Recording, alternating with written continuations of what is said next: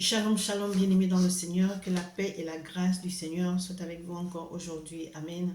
Notre Dieu est merveilleux. Alléluia. Quel bonheur d'être encore compté parmi les vivants. Amen. Bien-aimés, je suis encore là aujourd'hui pour nous dire, écoutons ce que Dieu dit. Alléluia. Je ne suis pas là pour prêcher ou enseigner, mais c'est pour nous conseiller à partir de la parole de Dieu. Amen. Alléluia. Écoutez, bien-aimés dans le Seigneur, des fois, la maladie, les échecs, la sécheresse financière, la stérilité peuvent être dus à notre désobéissance. Le fait que nous ne pratiquons pas la parole de Dieu peut causer beaucoup de dégâts dans nos vies. Alléluia. Alors, ce que j'aimerais nous dire, c'est pratiquons la parole de Dieu. Alléluia. Je veux commencer par un verset, un commandement qui nous a été donné, mais qu'on a du mal à appliquer. Mais tout part de ce commandement. L'amour, l'amour et l'amour. Amen. Je vais lire la parole de Dieu dans le livre de Matthieu, chapitre 22, à partir du verset 37 au verset 40. La parole de Dieu dit ceci. Jésus lui répondit, « Tu aimeras le Seigneur ton Dieu de tout ton cœur, de toute ton âme et de toute ta pensée. » Amen. Donc, le premier commandement, c'est que nous devons aimer notre Dieu. Ce n'est pas un choix. Bien que Jésus nous ait donné le libre arbitre, mais je crois que quand il dit « Je te présente la vie et la mort », il te dit « Choisis la vie », c'est que quelque part, tu n'as pas le choix. N'est-ce pas? Et le deuxième commandement qui nous a été donné, c'est « Tu aimeras ton prochain comme toi-même ». Il n'y a pas de conditions qui ont été données. Tu n'aimeras pas ton prochain comme toi-même si. Non, il n'y a pas eu de si. Il n'y a pas eu de si.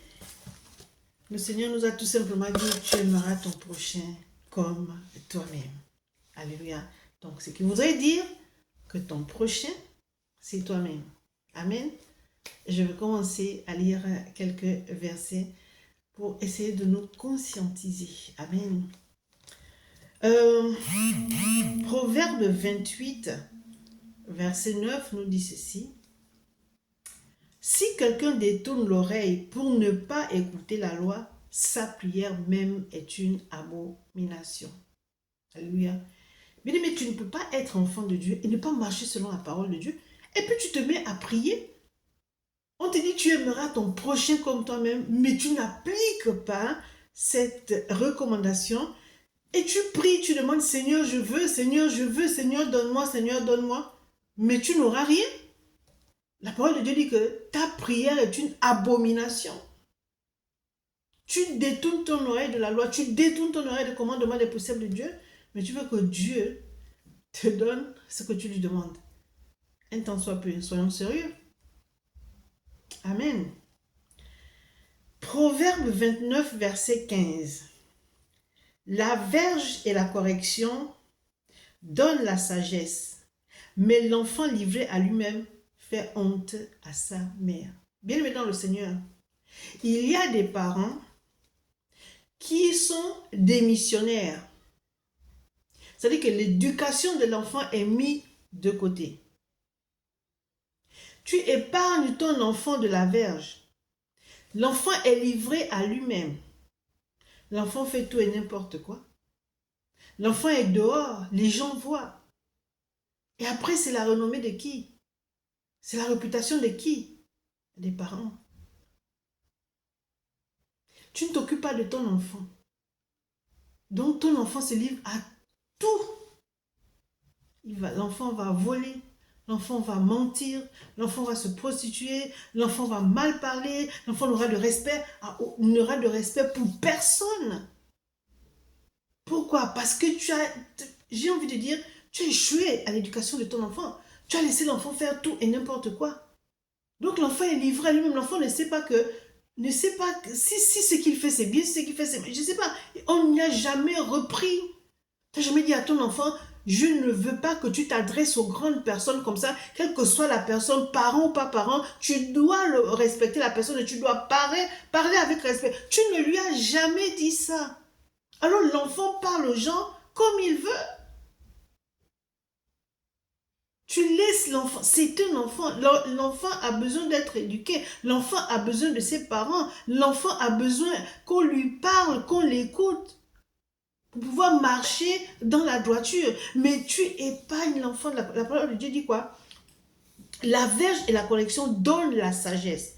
Mais l'enfant livré à lui-même fait honte à sa mère. Pourquoi? Mais l'enfant n'a jamais reçu aucune correction. L'enfant ne sait pas ce que c'est que les interdits. Tout est normal. Parents, un temps soit peu, soyons des parents conscients. Ne soyons pas des parents démissionnaires. Les enfants ont besoin de nous.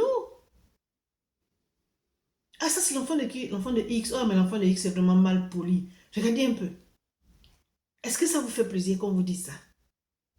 Vous auriez plutôt aimé entendre: ah, madame, on a rencontré votre enfant, à chaque fois qu'il nous voit, il dit toujours bonjour, très poli, toujours prêt à aider. Mais c'est ce qu'on a envie d'entendre. Mais on n'entend rien de ça. Pourquoi? Parce que l'enfant n'a aucune éducation. Et c'est de la cause. La cause, c'est qui? Sont les parents. Alors, parents, arrêtez d'être des missionnaires.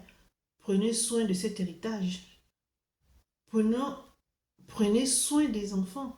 Ils ont besoin de nous. On doit leur enseigner les bonnes manières. On doit discuter avec les enfants. On doit aussi les écouter. Mais on ne doit pas les laisser livrer à eux-mêmes. Honte à toi, parent, qui agit ainsi.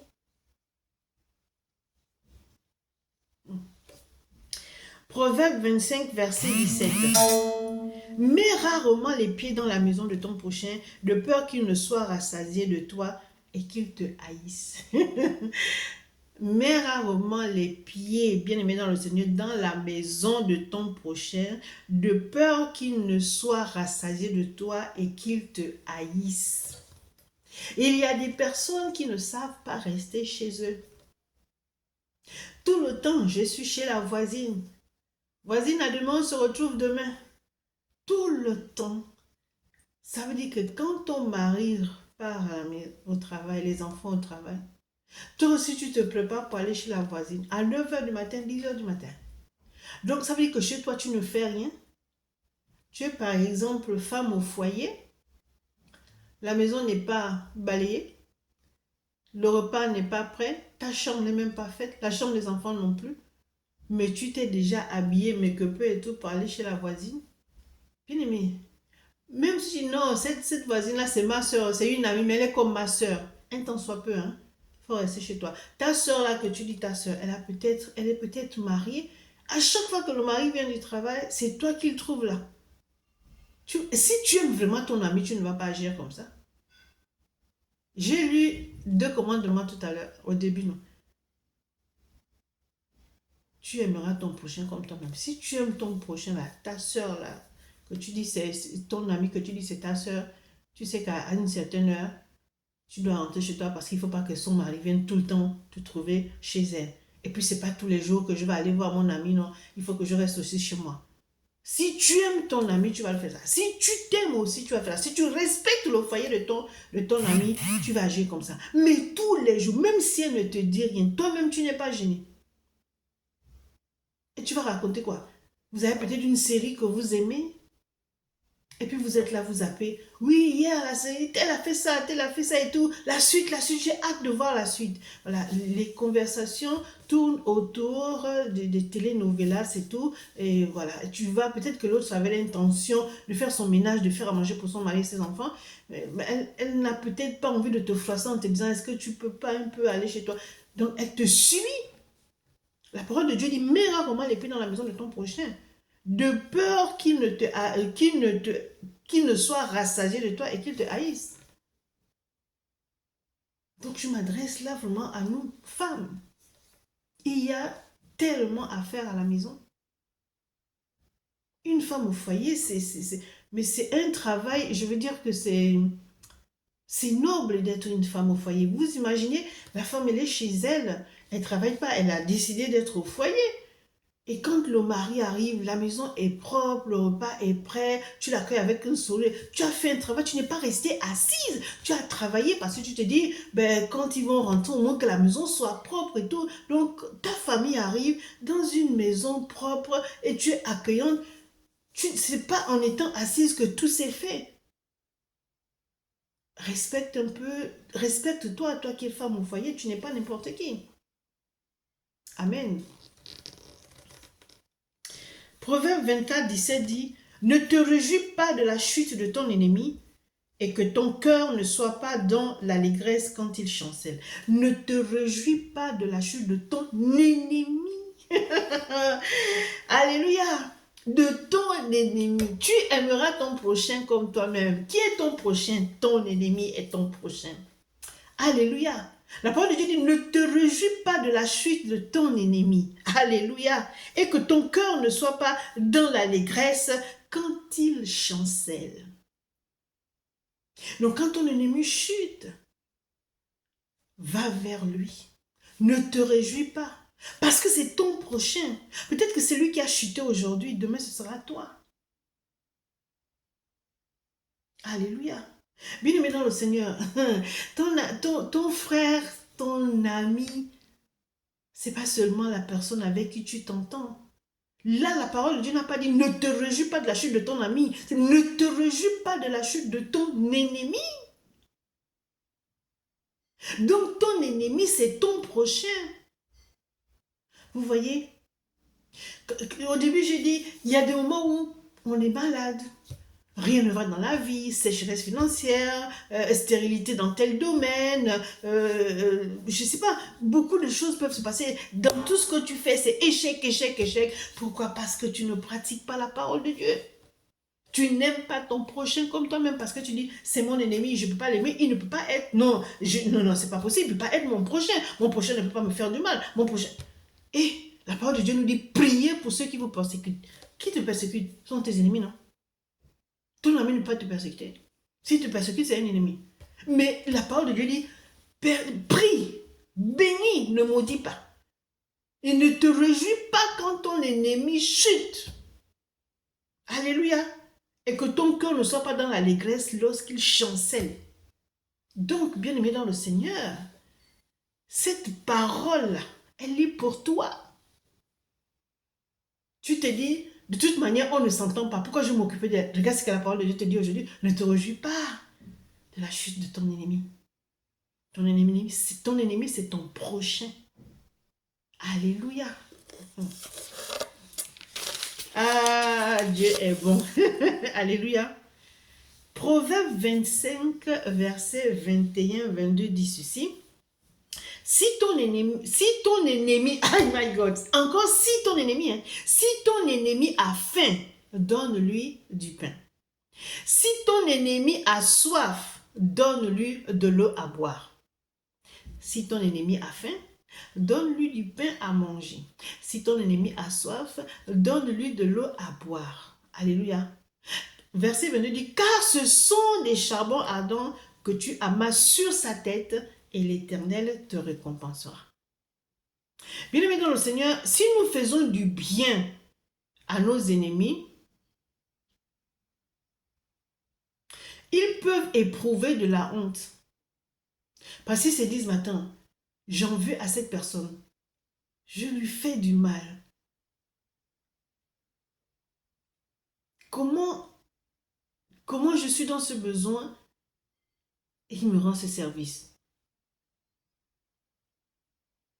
Il va peut-être chercher à savoir quel est le Dieu que tu pries. Comment tu peux avoir un cœur comme ça pour des personnes qui te persécutent?